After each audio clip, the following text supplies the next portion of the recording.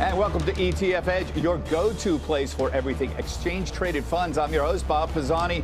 Legendary investor Jeremy Grantham is getting into the ETF business. His firm, GMO, is launching its first ETF, the GMO U.S. Quality ETF. The symbol is QLTY this Wednesday. Let's talk with the manager of that fund, Tom Hancock. Also joining us, Nate Geraci is the president of the ETF store. Tom, Jeremy Grantham, 45 years ago must have founded GMO. Why get into the ETF business now, and why quality? GMO is famous for value investing, so why quality? Yeah, well, it's really coming from our clients. A lot of them are really excited about investing in ETFs. Of course, there are the tax advantages, but even amongst our institutional clients, just the ease of trading them is pretty material. And then the other thing is that active strategies, we manage an active portfolio. There's a lot more interest in active ETFs than there was even a few years ago. Yeah, that makes sense to me. Now, you already run a quality mutual fund, GMO Quality Mutual Fund. The symbol is GQETX, those of you writing this down. How is this different? Is it the fund is, I understand, slightly, the mutual fund is slightly different than the ETF you're going to be running. And while you're doing this, define quality for us so we all understand we're talking about the same thing. Yeah, so similar style investment philosophy team. The difference with the ETF is it's only invested in U.S. stocks, whereas the mutual fund has about 20% in non-U.S. multinationals.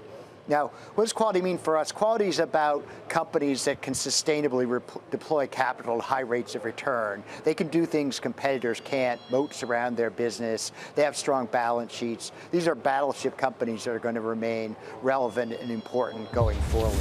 Now, we're putting up the GQETX. This is the mutual fund that you're managing. I assume that your biggest holdings in the ETF will be similar here. You see Microsoft, United Health, Johnson & Johnson. These are names familiar to all of us. This shows up on quality screens all the time. You also get Apple and Alphabet and Amazon. It's really a big cap fund with a slight tilt towards technology, I guess, at this point, right?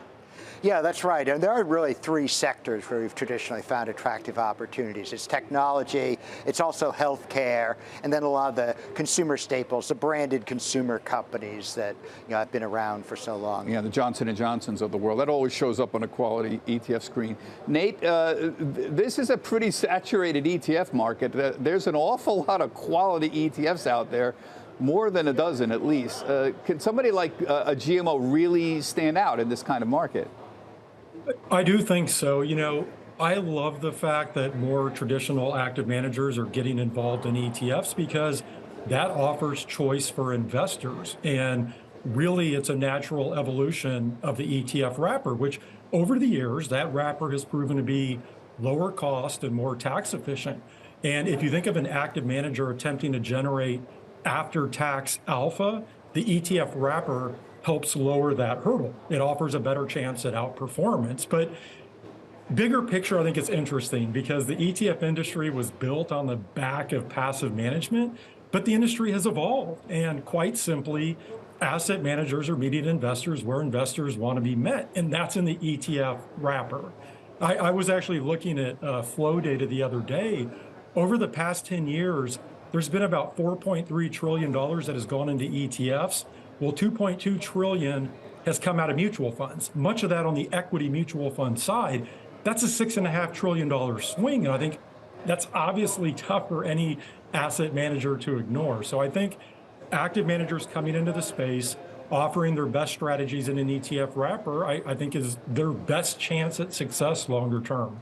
Yeah, that makes complete sense to me. I mean, we've seen notable inflows this year. In a year, Nate, when there's been sort of underwhelming inflows in stocks and bonds, we've seen notable inflows into actively managed.